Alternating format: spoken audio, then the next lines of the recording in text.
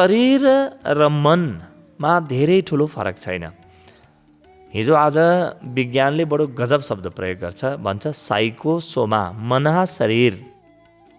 ऋषिहरूले काया भन्ने शब्द दिए। काया भन्ने शब्दको अर्थ भौतिक शरीर मात्र होइन, भौतिक शरीर र मन शरीर दुईटालाई मिसाएर काया भनिन्छ। त्यसो त शरीरका अरू पनि भागहरू पनि छन्। काया त 7वटा हुन्छन्, तर अहिले हामी 2टा कायाको मात्रै चर्चा गर्दैछौँ। त्यो धेरै हामी त्यो प्राविधिक विषयहरूतिर जान्नौँ। त मन छ, मन बिस्तारै शरीर बन्छ, यानि मनको देखिने भागलाई शरीर भनिन्छ, शरीरको नदेखिने भागलाई मन भनिन्छ। आज मेरो विचारमा मेरा विचारहरू अनियन्त्रित छन्, आज मसँग दुःखी विचार आइरहेका छन् भने बिस्तारै शरीरमा रोगको रूपमा देखा पर्छन्, विभिन्न कमजोरीको रूपमा यी विचारहरू देखा पर्छन्। मेरो मनमा अहिले सकारात्मक विचारहरू आइरहेका छन्, बडो प्रफुल्लताका विचारहरू आइरहेछन्, म खुसी छु, सुखका विचारहरू आइरहेका छन्, उमङ्ग छ भने बिस्तारै मेरो शरीर पनि राम्रो हुन्छ, स्वस्थ हुन्छ। त्यसकारणले भगवान बुद्धको एउटा अत्यन्तै बहुमूल्य वाणी यहाँ उद्धृत गरौँ। के भन्नुहुन्छ भगवान बुद्ध? शरीर र मनको स्वास्थ्यको परम रहस्य हो कि तिमी न अतीतमा बाँच न भविष्यमा बाँच, तिमी वर्तमानमा बाँच्न थाल, तिम्रो शरीर र मन दुइटै स्वस्थ हुन्छन्। कस्तो गजब कुरा छ। मेरो मनमा उठ्ने विचारहरू, यिनमा व्यवधान भयो, यी विचारहरू उद्विग्न भए, विचारहरू नकारात्मक बन्न थाले, वा विचारमा कुनै पनि प्रकारको समस्या आयो भने यी विचारहरू कि अतीत बितिसकेको समयसँग सम्बद्ध हुन्छन् कि भविष्य आउने समयसँग सम्बद्ध हुन्छन्। विचारहरू कि गइसकेको विषयमा कि आउने विषयमा नगइकन जीवनमा दुःख सुरु हुँदैन। वर्तमान क्षणमा विचार टक्क अडिन्छन्। विचार अडिन्छ भन्न पनि मिल्दैन, एकछिनपछि हामी यसलाई बुझौँला। मन टक्क अडिन्छ। त भगवान बुद्धको यो वचन कति सार्थक छ। शरीर र मनको स्वास्थ्यको लागि तिमी न अतीतमा जाऊ न भविष्यमा जाऊ, तिमी वर्तमानमा अडियो। वर्तमानमा जे छ र सत्य मात्र वर्तमान हो। अहिले जे छ त्यो मात्रै सत्य हो। एकछिनपछि पनि त्यतिखेर जे रहन्छ त्यो सत्य हो। तर अहिले मैले कल्पना गरेको भविष्य भने सत्य होइन, त्यो मेरो मात्र कल्पनामा छ। मभित्र विचारका स्पन्दनको रूपमा, कल्पनाका स्पन्दन, इम्पल्ससको रूपमा मात्रै देखा पर्ने हो। त्यसको भौतिक अस्तित्व छैन, त्यसको फिजिकल एक्जिस्टेन्स छैन। त्यसकारणले मनलाई हामीले विचारबाट खाली गर्दै गर्दै जानुपर्छ। मनलाई विचारबाट खाली गर्दै गए भने मनभित्र 2-3वटा कुरा अरू रहन्छन्। एउटा प्रेरणा रहन्छ, एउटा स्वाभाविक सहज प्रेरणा रहन्छ, जुनले मलाई स्वाभाविक सहज कर्म गराइरहन्छ, स्वाभाविक सहज सोच बनाइरहन्छ। मेरा नकारात्मक विचारहरू बन्द हुने बित्तिकै मन सकिने होइन, मन शेष रहन्छ। मन त भाँडो हो, मन शेष रहन्छ। तर मन के को रूपमा शेष रहन्छ? सत्प्रेरणाको रूपमा, सहज स्फुरणाको रूपमा मन बाँकी रहन्छ। त मान्छेले भन्ला कि मेरा विचारहरू शान्त भए भने म त विचारै गर्न नसक्ने हुन्छु। होइन, झन् मौलिक विचारहरू जन्मिन्छन्। शुक्लम ब्रह्म विचार सार परमा माध्यम जगत व्यापिणीम। अर्थ के हो कि जब मेरो मन नकारात्मक विचारहरूबाट अथवा अनियन्त्रित विचारबाट खाली हुन्छ, त्यतिखेर अचानक मभित्र ब्रह्म विचार जन्मिन्छ। यानि म अत्यन्तै सहज हुन थाल्छु। मेरो जीवनमा जे राम्रो छ, जे मैले गर्ने हो, जुन बाटोमा हिँड्नुपर्ने हो, ती विचारहरू मैले कुनै दुःख नगरिकन सहज रूपमा आउँछन् र जीवन एउटा सहज कर्ममा छिर्छ। अहिले हामीले जुन कर्महरू गरिरहेका छौँ, यी कर्महरू या त लोभ केन्द्रित छन् या डर केन्द्रित छन्, कि केही पाउन गरेका छौँ कि केही कुराबाट बच्न कर्म गरिरहेका छौँ। डर र लोभबाट जन्मिएका विचारहरू मात्रै अनियन्त्रित विचार हुन्छ, बार बार गइरहन्छन्। विचार अनियन्त्रित हुन्छन्। मैले लान नखोजे पनि त्यो ठाउँमा विचार गरिरहन्छन्। जुन कुरो म सम्झिन चाहन्न त्यो कुरो सम्झिन म बाध्य बनिरहन्छु। तर जुन घडी म वर्तमान क्षणको आनन्दमा डुब्न थाल्छु, वर्तमान क्षण यानि अहिले जे छ त्यही, अङ्ग्रेजीमा भन्यो भने वाट इज, म वाट इजमा डुब्ने बित्तिकै वर्तमानमा आउँछु र वर्तमानमा कुनै पनि विचारहरू शेष रहँदैनन्। विचार शेष नहुँदैमा म विचारहीन हुन्छु भन्ने होइन। म निर्विचार भएँ भने, मभित्र विचार शेष रहेनन् भने म विचारहीन हुन्न, उल्टो सहज स्फुरित विचारबाट जिउन थाल्छु, आफ्नो निजी विचारबाट जिउन थाल्छु। भित्रको अन्तस प्रेरणाबाट फुटेका विचारहरू, मेरो हृदयमा मूल फुटेर जन्मिएका विचारहरूबाट म जीवन निर्वाह गर्न थाल्छु। अब यहाँबाट एउटा सहजता आउँछ। भगवान् बुद्धको जस्तो जीवन बन्छ, खत्तर बाबाको जस्तो जीवन बन्छ, अनुहार उज्यालो हुन्छ, हृदय शान्त हुन्छ, मन अत्यन्तै प्रफुल्लित हुन्छ, एउटा उमङ्ग जन्मिन्छ। त मेरो मनलाई विचारबाट खाली गरेँ भने सहज प्रेरणा स्फुरणा जन्मियो। एउटा अर्को कुरा पनि मेरो मनमा शेष रहन्छ, त्यो हो भाव। भाव के हो? भित्रको हृदय हो। त्यो हृदय मसँग शेष रहन्छ। त्यो हृदयले सारालाई आफूमा समेट्न खोज्छ, सबैलाई स्वागत गर्छ, सबैसँग मिल्छ, कुनै कुरासँग डराउँदैन। एउटा गहिरो अभय जन्मिन्छ, एउटा गहिरो साहस जन्मिन्छ। कुनै व्यक्ति, कुनै घटना पराया लाग्दैन। जीवन बडो सहज, अझ सहज हुन थाल्छ। त स्फुरणा मात्रै नभएर भित्रको हृदय खुलेर आउँछ। जति जति म निर्विचार हुन थाल्छु ध्यानको माध्यमबाट, त्यति मेरो हृदय खुलेर आउँछ। त्यस कारणले ध्यानी व्यक्ति सहज स्फुरणका साथ जीवन बाँच्छ, बढी स्वस्थ हुन्छ, बढी शान्त हुन्छ र हृदयपूर्वक जीवन बाँच्छ। त्यस कारणले बढी प्रेमल पनि हुन्छ। मेरो मनमा उठ्ने विभिन्न अनियन्त्रित विचारको कारणले नै मेरो जुन मौलिक हृदय छ, जुनलाई योगी हृदय भनिन्छ, त्यो प्रत्येक व्यक्तिभित्र हुन्छ। त्यो हृदय अत्यन्तै खाली हुन्छ। हेर्नुहोस् त, श्रीमद् भागवत महापुराणमा सुखदेवजी महाराज भन्नुहुन्छ कि हेर महाराज परीक्षित, म अब तिमीलाई हृदय रोगको उपचार भन्दछु। जुन नकारात्मक विचारहरू छन्, मलाई बाध्य बनाउने विचारहरू छन्, मेरो इच्छाका बावजुद आउने विचारहरू छन्, यिनै मेरो हृदय रोगका कारण हुन्। हृदय भनेको मुटु रोग होइन है, भित्रको हृदय। मुटु रोगका कारण पनि दिनै हुन्, तर मूलतः मेरो हृदयको रोगका कारणहरू हुन्। त्यही भएर सुखदेवजी महाराज भन्नुहुन्छ कि म तिम्रो हृदय रोगको उपचारको विधि सुनाउँछु, सुन। त श्रीमद् भागवत महापुराण हृदय रोगको उपचारको विधि भनिन्छ। र अन्तमा पनि परीक्षित महाराज भन्नुहुन्छ कि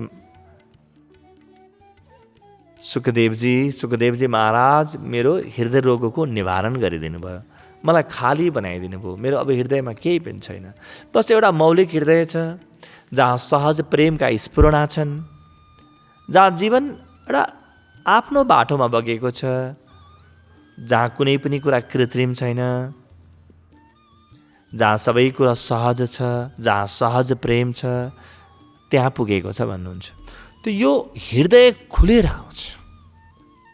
ध्यानको माध्यमबाट मेरो हृदय खुलेर आउँछ। मेरा विचारहरू शान्त भएपछि बल्ल जीवनमा प्रेम जन्मिन्छ। त्यस कारणले ध्यानी व्यक्ति अनिवार्य रूपेण भक्त बन्दछ। यो हुनै सक्दैन कि म ध्यानी मात्रै बसौँ, बिस्तारै म भक्त पनि बन्न थाल्छु र एउटा नयाँ प्रकारको मौलिक मनुष्यता जन्मिन्छ, त्यो हो ध्यानी भक्त। बिना ध्यान भक्ति गर्ने प्रयास गर्यो भने भक्तिमा बडो आडम्बर आउँछ। भित्रको हृदय खुलेको हुँदैन। हृदयका सकारात्मक नकारात्मक विचारका द्वन्द्वहरू भने चलिरहेका हुन्छन्। तर म भक्ति गर्ने चेष्टा गर्छु, भजन गर्ने चेष्टा गर्छु, ध्यान गर्ने चेष्टा गर्छु। म रोगी हुँदाहुँदै राम्रा राम्रा लुगाहरू लगाएर भित्रको रोग दबाएर जबरजस्ती मुस्कुराउने चेष्टा गर्छु। यो अत्यन्तै कृत्रिम अवस्था हुन्छ। त्यसकारणले एउटा नयाँ प्रकारको मनुष्य जन्मिन्छ ध्यानबाट, जसलाई हामी ध्यानी भक्त भन्दछौँ। ध्यानबाट व्यक्ति अनिवार्य रूपेण आफ्नो हृदयमा हाम फाल्छ, जहाँ प्रेम जन्मिन्छ र त्यो प्रेम बिस्तारै सबैप्रति व्यक्त हुन थालेपछि त्यो प्रेम भक्तिमा रूपान्तरित हुन्छ। यो त भयो मेरो मनलाई मैले निर्विचार बनाएँ भने के हुन्छ हेर्नु त, शरीर पनि स्वस्थ हुने रहेछ। भगवान् बुद्धको वाणी हामीले हेरिसक्यौँ, शरीर अत्यन्तै स्वस्थ हुन थाल्छ। शरीरका कोष कोष कति शान्त हुन्छन्। हेरौँ त त्यो भगवान् कृष्णका, भगवान् बुद्धका, भगवान् शिवका, भगवान् रामका ती तस्विरहरू, कुनै उहाँको तस्विर हामीले खिचेनौँ, फोटो लिने त्यतिखेर व्यवस्थै थिएन। तर पनि उहाँको जुन चित्र बनाएको छ, चित्रमा हेरौँ त कति सुकोमल शरीर छ, कति सुकोमल शरीर छ। भर्खर जन्मिएको बच्चाको जस्तो, जहाँ कुनै पनि प्रदूषण छैन, त्यति सुमधुर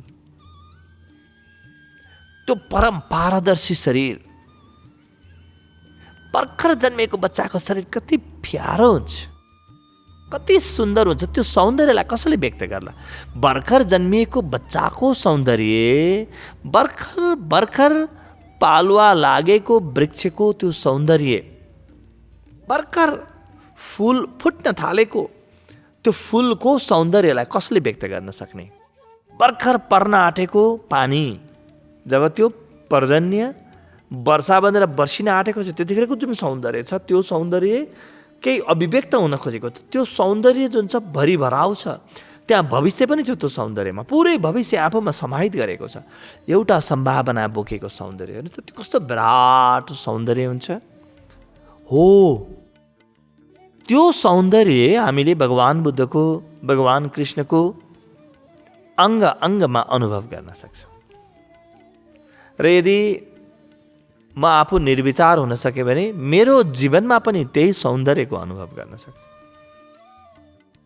ठिक त्यही सौन्दर्य आउँछ, त्यही सुकोमलता आउँछ, त्यही मधुरता आउँछ जीवनमा, त्यही मिठास आउन थाल्छ मेरो जीवनमा। एउटा गहन मिठास, बडो आनन्दपूर्ण हुन्छ। हेर्नुहोस् त त्यो बच्चालाई कुनै कुराको चिन्ता छैन, एउटा सहज प्रेममा जन्मिएको छ, परिवारको माझमा जन्मिएको छ, उसलाई ख्याल गर्ने छन् त्यो पनि थाहा छैन, र पनि उमा भरोसा छ, एउटा गहन श्रद्धा छ, कुनै कुराको चिन्ता छैन।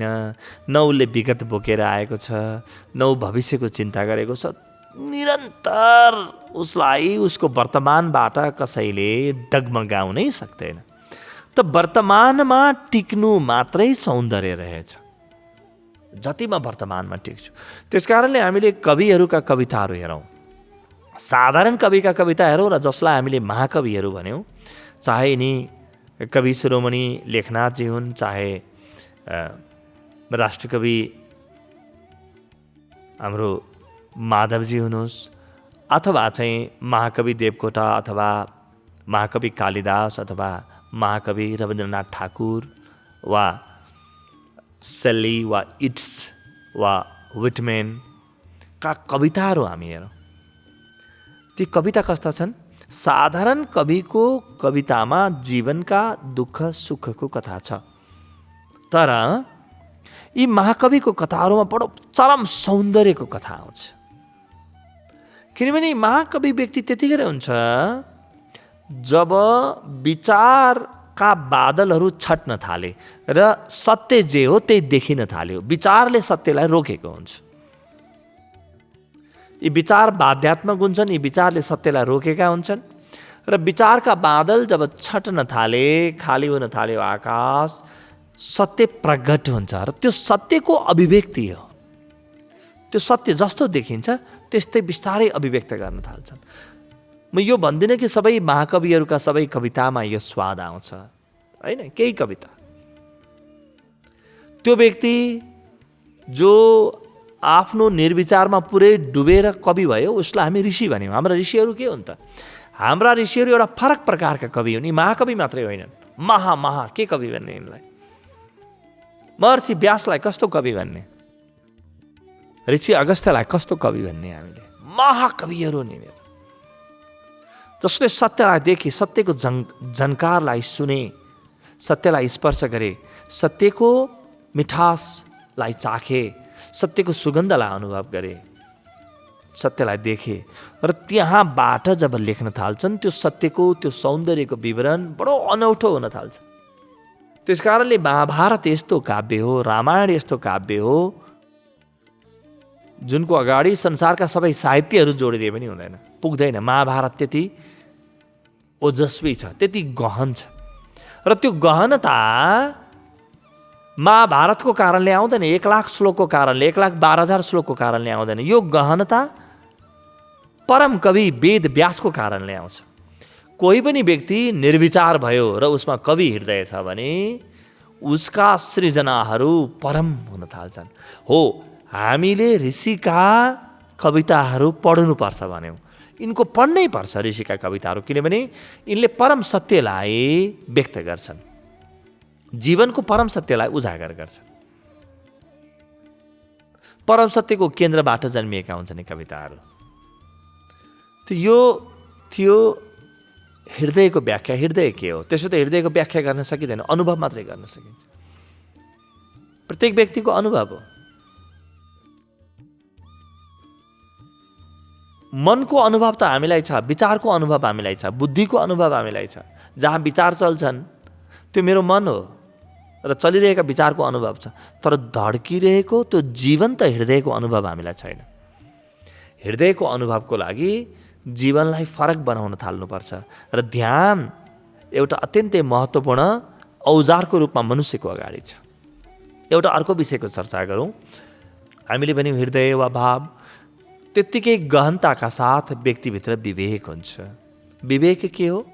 एउटा निश्चल ज्ञान हो। यथार्थलाई, जीवनको यथार्थलाई जस्ताको तस्तै अनुभव गर्दा जुन ज्ञान जन्मिन्छ, अकलुषित, अप्रदूषित,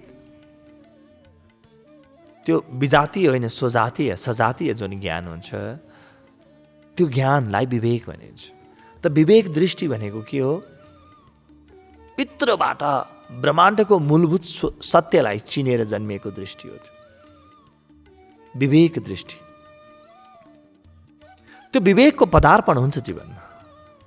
विवेक जन्मिन्छ मेरो जीवनमा, गहनताका साथ विवेक जन्मिनेछ। हेर्नुहोस् त, प्रारम्भ कहाँ थियो कि मेरा विचारहरू शान्त हुन्।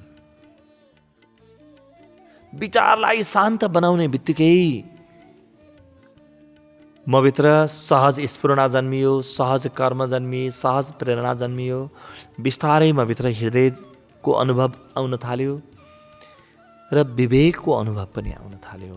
र त्यो यी सबैको जरोमा आत्मा हुन्छ। आत्माको अनुभव पनि आउन थाल्छ, आफै आउन थाल्छ र परमात्माको अनुभव त्यसले आफै तानेर ल्याउँछ। प्रारम्भिक बिन्दु, प्रस्थान बिन्दु हो निर्विचार अवस्था। मनको निर्विचार अवस्थालाई प्राप्त गरौँ, त्यसको लागि उपकरण हो ध्यान। हामीसँग अब एउटै मात्रै विधि हो ध्यान। ध्यानको माध्यमबाट आफ्नो निर्विचार अवस्थाको अनुभव गर्न थालौँ त बिस्तारै बिस्तारै जीवन जस्तो बन्नुपर्ने हो त्यस्तै बन्दै जान्छ र पूर्ण रूपेण जीवन रूपान्तरित भएर एउटा सहज अवस्थामा पुग्छ।